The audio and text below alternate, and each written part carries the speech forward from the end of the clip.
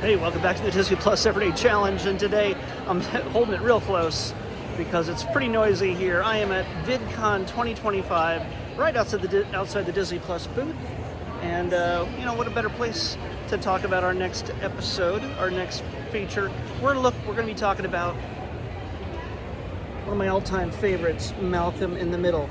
It never appeared on the Disney Channel or Disney XD or anything else. It was on 20th Century Fox, and hey, when 20th Century Fox gets acquired by Disney, it becomes part of the family. So when that first appeared on Disney Plus, I was super excited to get to watch this. And I figured with their throwback summer kind of event here, I figured why not kick off July with this?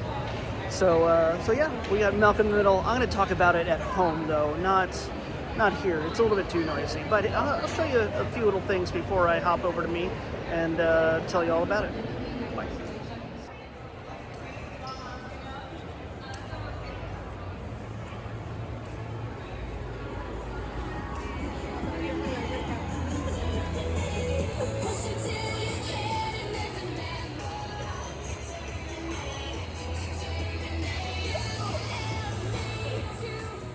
Hey, I'm back. Here I am back at my place after getting out of all that noise. And it's been a few days since I filmed that. VidCon was a week or so ago. Yeah, but still, I had to wait until July 1st to really get this going, sort of. So anyway, this is Malcolm in the Middle. Today's the first day of July, the first day of this brand new quarter. We have 150 remaining things on Disney Plus that I haven't watched yet, that aren't ESPN Plus stuff, that aren't Hulu stuff, and they aren't Sharks. For now. If we get desperate. I do an annual Shark thing that just sort of collects all the Shark episodes, and then I do that. It's a really long episode that nobody watches, and I don't like making, but it still gets the Shark stuff out of the way. There's a lot of Shark stuff. Anyway, this is a series from 2000. It runs 7 seasons. I don't even know how many episodes. 151 episodes.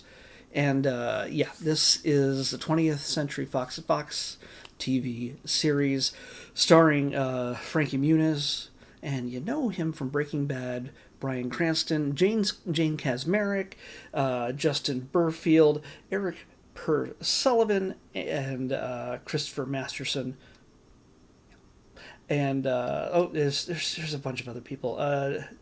What's his name? It plays Craig David Anthony Higgins. He's also a regular on this, recurring regular on this.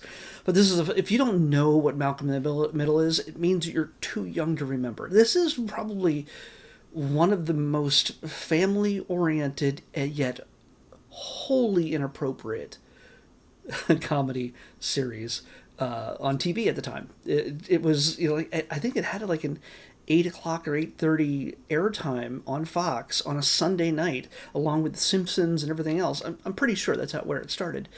If it didn't, it got thrown into that mix later on. Probably filled a slot when they canceled Family Guy and then before they brought Family Guy back. Not as sure. The first season is only 16 episodes long. The rest are like a full 22 episodes long. And this is... I love the show. Because it is unafraid to just... It's not like there's anything gratuitous about it. But it makes those inappropriate jokes... visuals even that no other show was doing at the time, outside of if you were watching something on HBO or even Adult Swim on Cartoon Network, which is all mostly animated for the most part. It's weird, and it has our protagonist as Malcolm, as Frankie Muniz. Malcolm is this, honestly, at this point at the beginning of the series, he's probably a 7th grader. He's really young, and we get to see them all the way through the series, up until he graduates from high school and is preparing to go to college. So we get to see a lot of transformations in this family. But one thing remains true at the core of all of it, is that they really do love each other, even though they treat each other like garbage. And this is not a Homer and Marge, Lisa and Bart, Maggie kind of thing. Yeah, they love each other, and Homer's just this awful but lovable dad.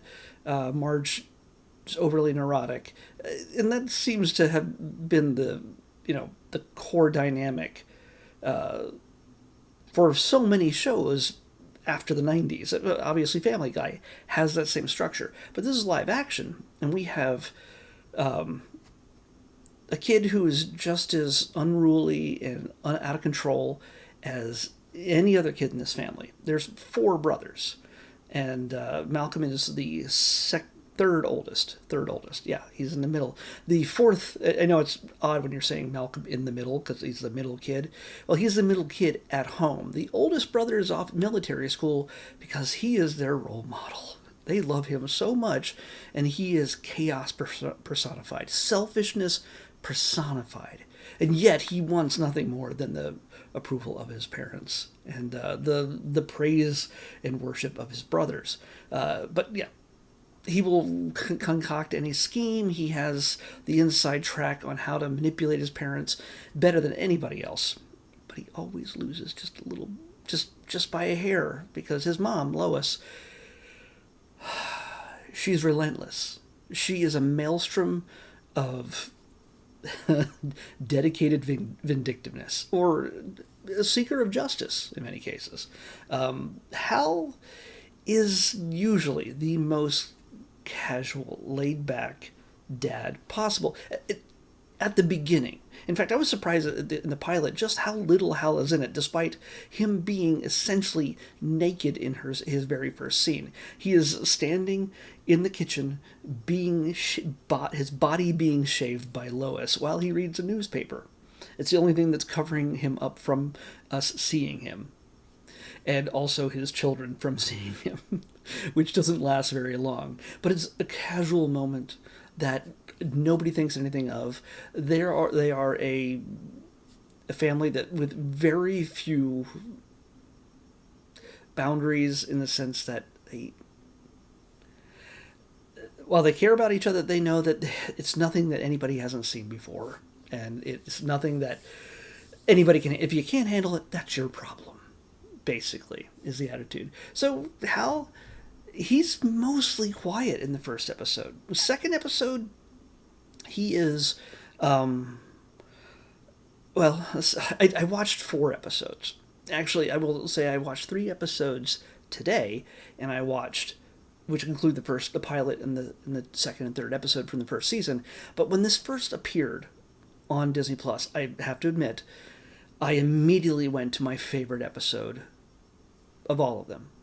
I could be corrected if I decide to do a watch through again, but my most memorable episode is season 2, episode 3, called Lois's Birthday. I'm pretty sure it's 2, episode 3. Yeah, come on, load it. There it is. Season 2, episode 3. Lois's Birthday.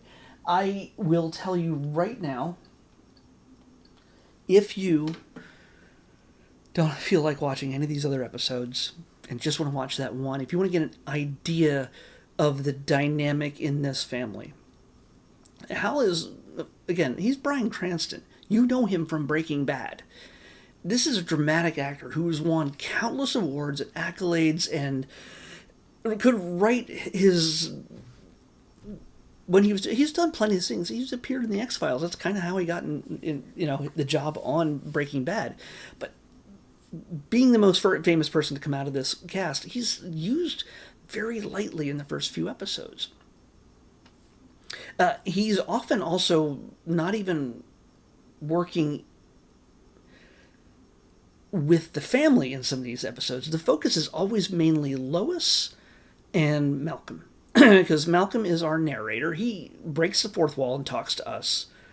They use a ton of flashbacks whenever somebody goes, and makes a mention about something that happened, and we got to see what that was, because the Francis, the oldest brother, he's gotten in trouble before, so guess what? They got to show all the ways he's gotten in trouble in the past and gotten out of trouble. But Malcolm, it sort of narrates from us from the very beginning as to what's going on, describing who his family is and how he gets out of things, and even in some moments is prescient in understanding what is about to happen, what we're about to see, as the people around him are still kind of moving. It's rare that everything just freezes. In some cases they're just walking down the street and he's with his brothers and he'll start talking to us, but they won't know that. So, so the chaos. Malcolm is the sort of the middle. He's kind of this medium range character where he is just as much responsible for the chaos that goes around him, but also he's smarter than everybody else. Is what we discover in the first episode. He's a bit of a genius, and he gets, well, taken to the special classes, which he does not want, because those kids just get beat up, and they get treated like garbage by the bullies at school because they're smart. What can you do about this? Well, he is a genius, and he could write his own ticket. And so he somehow lets us in on what's going on with the family throughout each of these episodes. And going back to Hal, going back to Bryan Cranston, he also kind of works in that middle ground where at any most of the time he is just blasé to the world.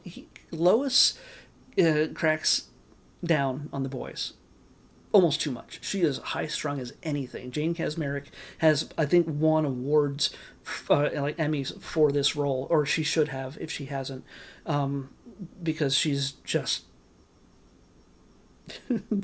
intense mom personified. She's just, and for a reason, because these boys are just terrors. But Hal just sort of is laid back most of the time, and when something is put upon him to make a decision as the father of the family, he just sort of homers out and then just sort of backs away, ignores his responsibilities. And sometimes he flourishes when he's even away from the family. But there's no better realization that Hal understands who he is. By the way, when I say Hal and Lois and everybody, Malcolm, none of them have last names. Their last name of the family has never been established, just so you're aware. It's a little bit of a trivia kind of thing. If you do find out their name at some point, if it's like an Easter egg somewhere hidden on a mailbox or something, you let me know. I want to find out, and I will watch that episode to find out whether you're right or not. But there's also moments when while Lois is intense and focused, Hal is intense and just unbridled, just insane. He loses his mind. He works out of fear more than putting the fear into others. So that's his comedic chops are just on full display in this. And it made it hard originally for him to get a job with Breaking Bad, because people looked at him like, oh, he's the guy from Malcolm in the Middle, the dad. He's like funny guy. He's just weird. I mean, he's a big comedy guy. Big, not big as in famous, but he was big as in he had big comedy chops.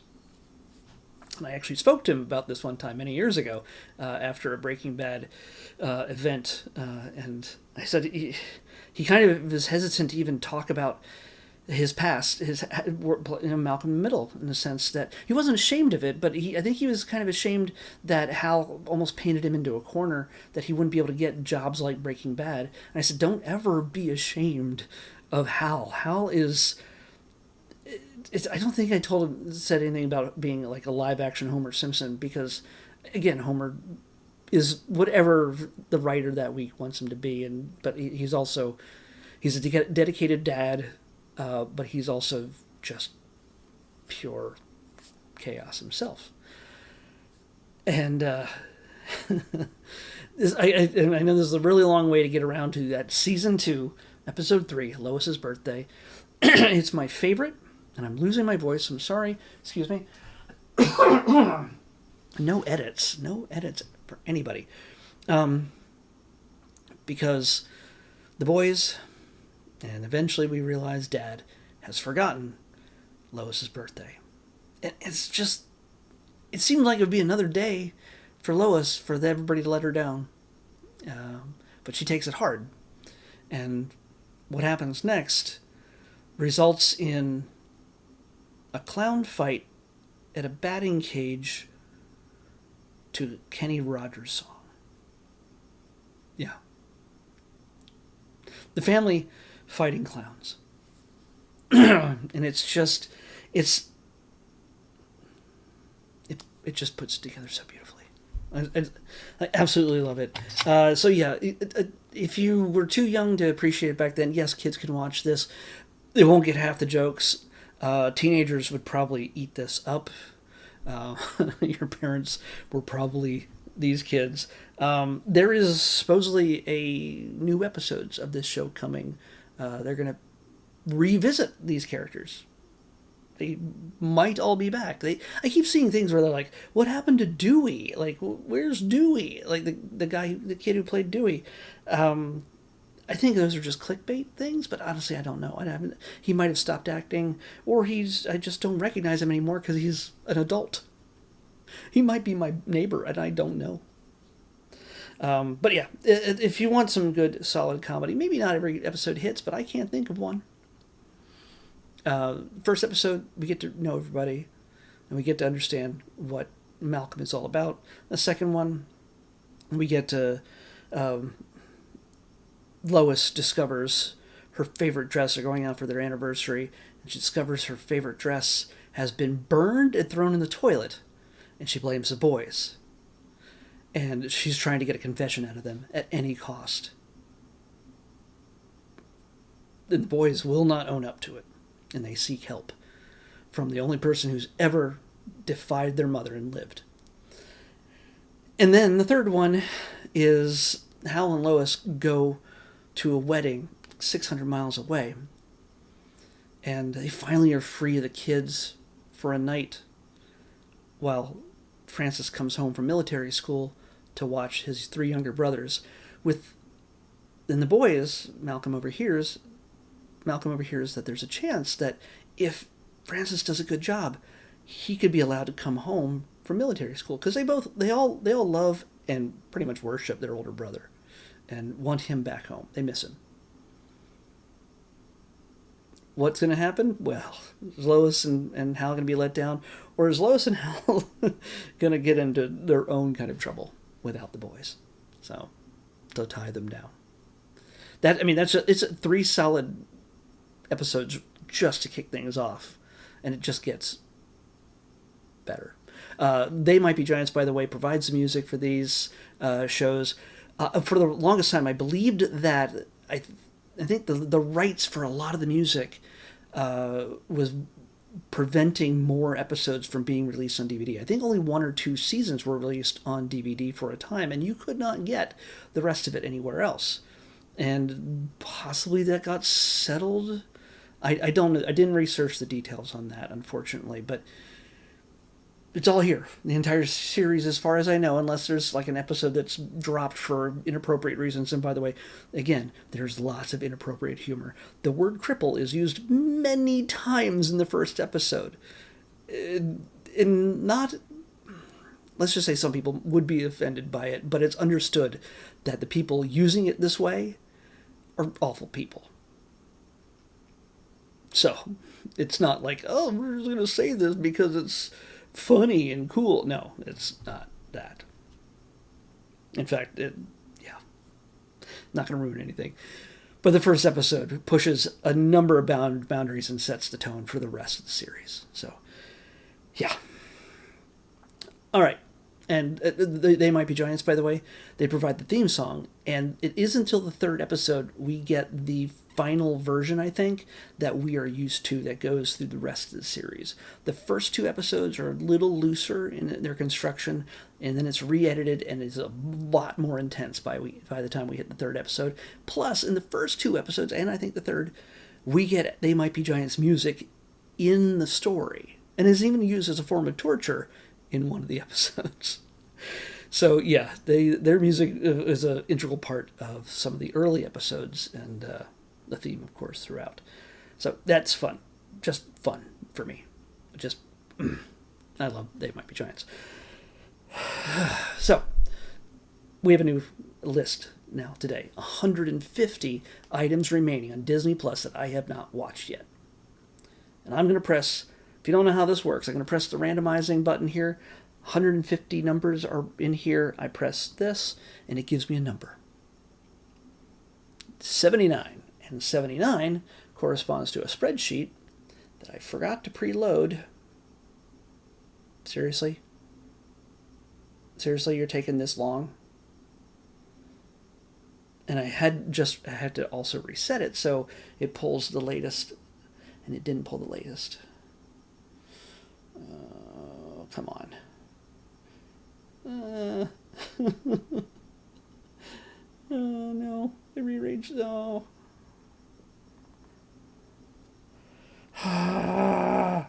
So how about that Malcolm in the Middle?